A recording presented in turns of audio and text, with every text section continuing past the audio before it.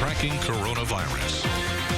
Now at 5, separation of church and state. Some local pastors want Governor Cooper to stay out of how they conduct worship services. They're ready to go from the pulpits to the courts. The state stay-at-home order still limits indoor services to 10 people. Our Capitol reporter Michael Highland is live in Raleigh. And Michael, we're hearing from one of those pastors who says he has a plan to keep people safe.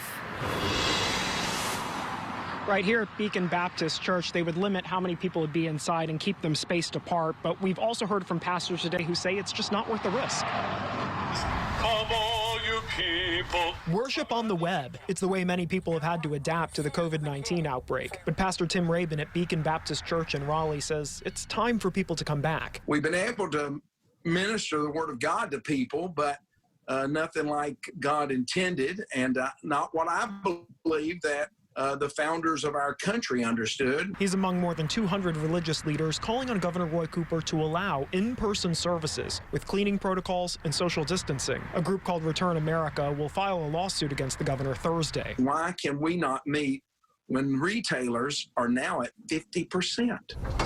Phase 1 allows stores to reopen at half of capacity, but religious services of more than 10 people have to be outside unless it's impossible. Greg Wallace is a professor at Campbell Law School. The question is whether the same standards and rules are being applied to religious institutions that are being applied to secular entities. What we're hoping is that ministers and church leaders will put the health of their congregations at the head of their thinking here. It's too soon. Reverend Nancy Petty at Pullen Memorial Baptist Church says even in phase 3, she's not sure they would have in-person services right away. I just don't know why anyone would want to risk their congregation and their people having a situation like that where you have an outbreak and there's loss of life over it.